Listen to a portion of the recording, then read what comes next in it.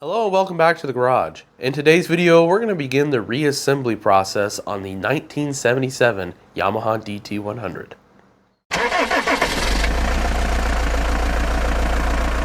In the previous video, we disassembled the top end of this engine.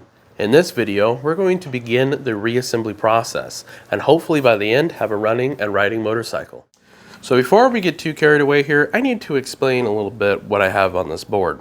So in the previous video, we knew we had some honing to do, which is removing material from the cylinder. And the reason why we had to do that is because this scoring here was also translated here to the jug. So before we could remove any material, we had to learn what our tolerances were, what our beginning stage was, so we knew how much we could remove. We found out that the oil gap, and that is the space between the skirt and the cylinder wall that allows oil to come up and lubricate, was at the bare minimum at 2/1000ths of an inch. Now the tolerance for this motorcycle is 2/1000ths to 4/1000ths of an inch, so we had some breathing room. Once we were done with the hone, which looks like this, we were left with 3/1000ths of an oil gap, which means we only removed 1/1000ths of material. And honestly, I think we will show much improvement on lubrication of our piston. So that's that. Let's continue on with putting this thing back together. So here's to show what we have now. You can still see that there's a little bit of that score mark in there, but I think we'll be okay on that. It'll just polish right out. But it's much improved to what we had before. So we're going to go ahead and put the piston in, which we won't be using this piston because I don't have any rings for this one. This one's just great to show. But before, we couldn't get this to drop in there. So this drops in there nice and easy now. Beforehand, you really, did get stuck like that, which isn't bad, but beforehand, you'd have to really to get it in there, you know what I mean? So we don't have that problem anymore. We don't have any worry or concern about piston slap, but we'll go ahead and get some brake clean and clean this up in here. There is a little bit of carbon cleanup that we need to do, so maybe we'll just throw this whole thing in the dunk tank for a little bit and clean it up. But in the meantime, we had a little bit of cleanup on this, which I think this thing's looking far better than what I did before. We can begin. We also need to clean that carburetor. Let's not forget to do that. We need to come in here and assemble our pistons. So we need to put the rings on them. And what else do we need to do? Oh, we need to make a gasket for this right here, and I will run you through on how to do that. It's really simple and easy. You could probably do it with a permanent marker if you wanted to, but we're going to do it with a small hammer, and it's just really cool. It'll save you a lot of money, let me tell you, and a lot of waiting. So we'll also try to use this ring compressor. It's a little bit too big for what I'm doing, but I did get it to compress down, smaller than the piston, so it should be fine. Let's get at her. So there's a few different ways that you can make a gasket for this. You can trace the original, use this as a template, or use this as a template, and I'll show you what I mean. So using this gasket material, luckily I was able to find one that's pretty close to what we need. Unfortunately, I won't be able to show you what I was talking about with the hammer thing. But if you get any ball peen hammer or whatever, you would tap like that on the very edge, and eventually that would cut it through, and you do that all the way around, and you'd end up with something like this, but with the rounded edges. And then to do the inside, you just leave it there, push a little bit, and flip it over, and you would have a little line from that sharp edge there that you could cut out with an X-Acto knife. So that's how you do that. The other way, you could get this and make the first template the cutout, which we already have, but you could use the holes here to make this all line up correctly. But we're just going to go ahead and use this original one as our template. So all we have to do is round out these corners, draw a line on the inside of here and cut it out, and cut each one of these holes out, and then we will have a new gasket for our reeds.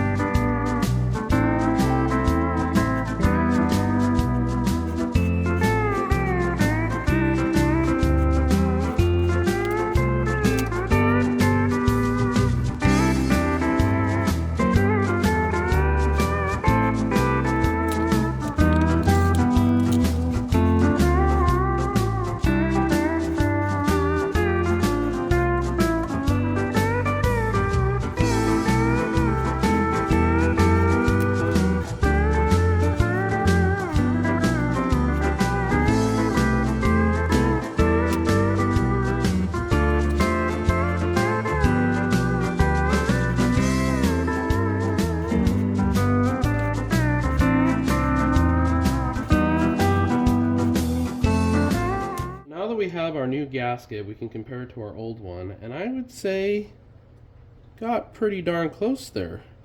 Aside from this one being blue and this one being black, I think we're good.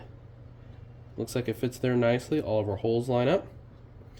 So we can go ahead and clean this surface here and this surface here, and yeah, that should be all of the cleaning we have to do to reassemble this section of the head.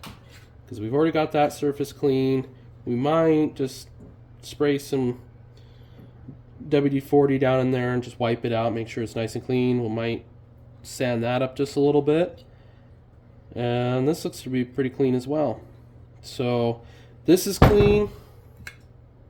That's clean. We're ready to go. So now let's make sure we've got the surface that this meets up to on the gearbox clean as well. So it looks like we still have a little bit of cleanup to do here. It's a little messy still. That needs to be just as shiny as we have the jug. So we'll go ahead and get some sandpaper on that and make that nice and shiny as well.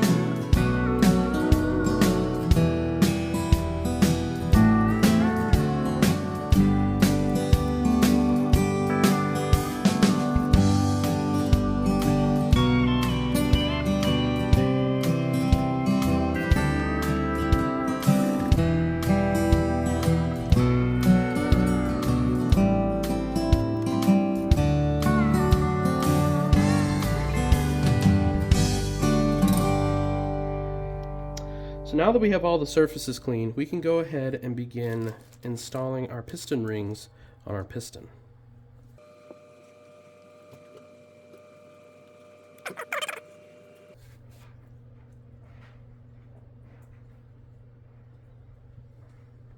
So inside of our little bag here, we should have about two little two little rings for our piston.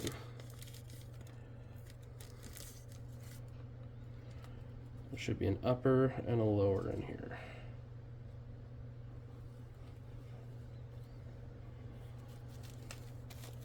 So we're going to go ahead and read the instructions.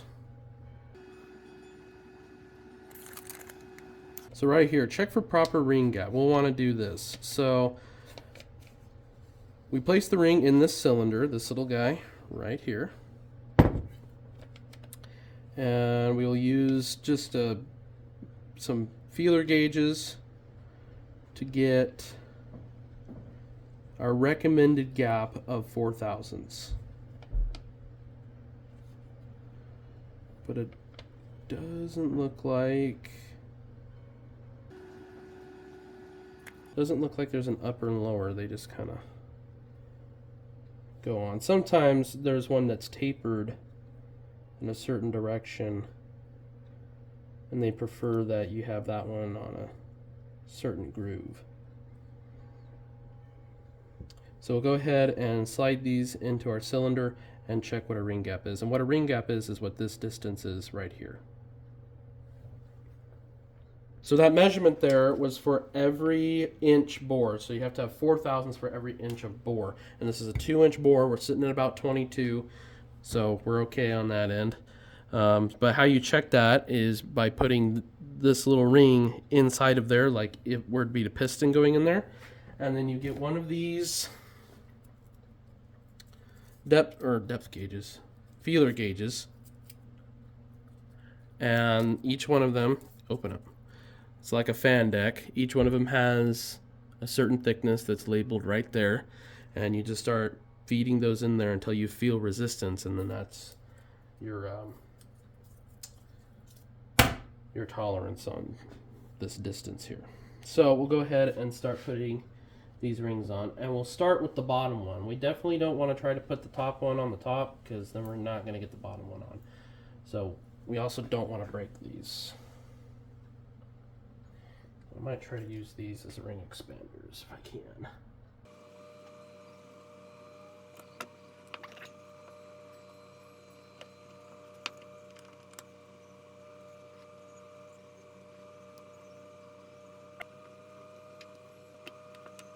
All right, so now that that is installed, the bottom one's always the hardest. You can see that there's a little dowel in there that keeps it from going side to side. And so now, when this goes all together, see how tight that gets? I'm not sure if you guys can see that. Try to get closer.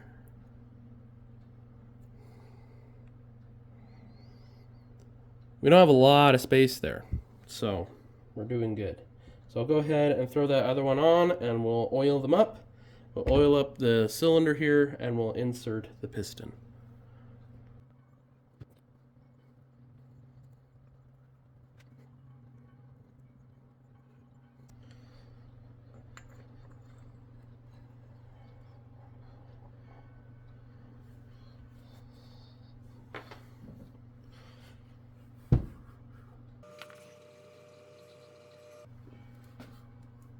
And what I'm doing is I'm just going to press the ring in myself with my fingers and my little pick.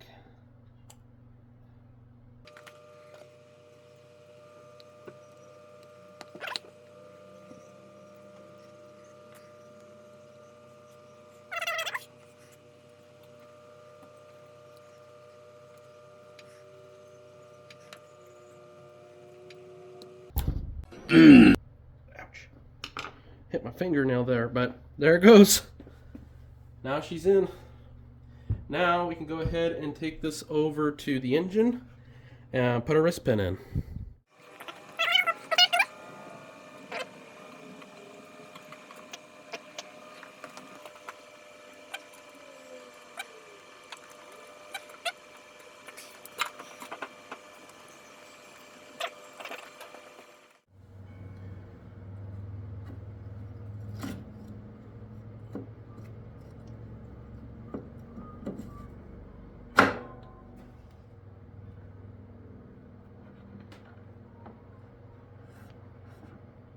All right, there we go. We'll go ahead and wipe that little bit of oil off, but the piston is now back in the motorcycle. Now that we have the top end of everything wiped down, oil off, any dust that was on that sealing surface, we can put this little metal gasket on, the head gasket, and install the head. So I'll be putting just a little bit of this assembly goo on one of the outer corners of this gasket just to hold it on there. That way I don't have to worry about it falling off.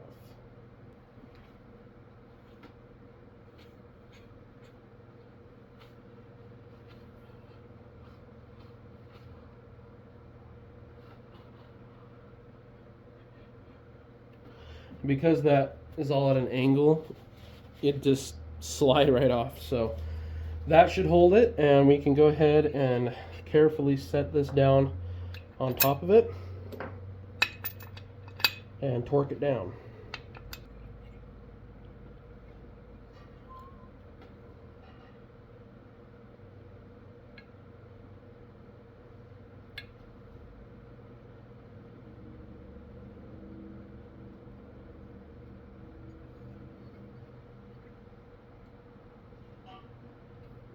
There we go. Let's go ahead and find that torque spec and get that thing tightened down. So I wasn't really able to find a standard torque spec, so we're going to do what the good book says in the brain, and that is just snug.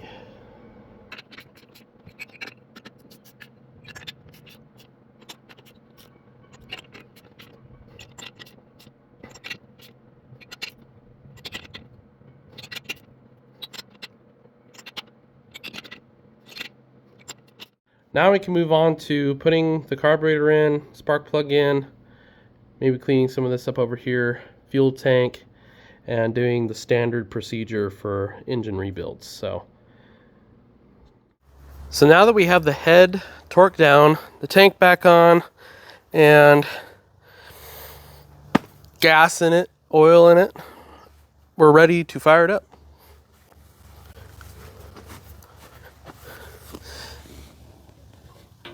So I'm turning the choke on.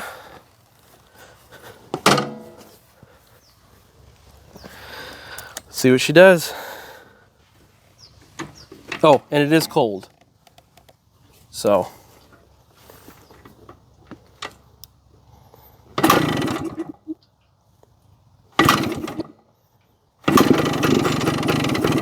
Oop, almost had her.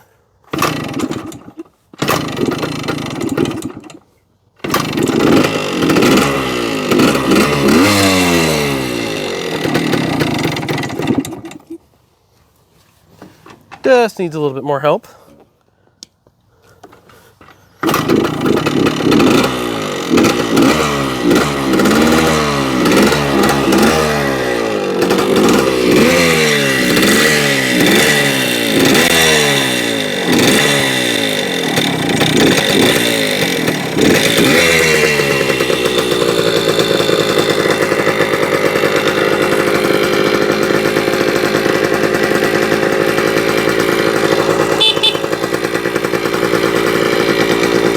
Well, we'll let it warm up here for a little bit. We'll go ahead and take it on a little ride.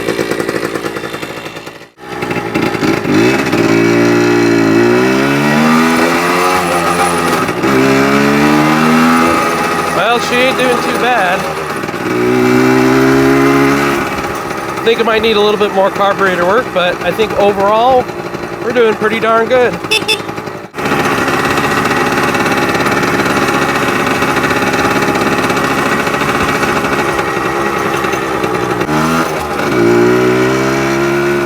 I almost forgot about you guys. Let me pick you up. So I want to thank you guys so much for joining me here at the garage today. If you haven't watched the other videos based upon this little bike, be sure you go and watch those. Make sure you like those as well.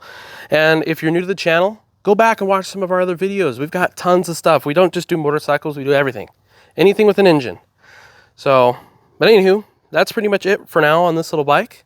We'll see you next time here at the garage. And as always, thank you for watching. See you next time.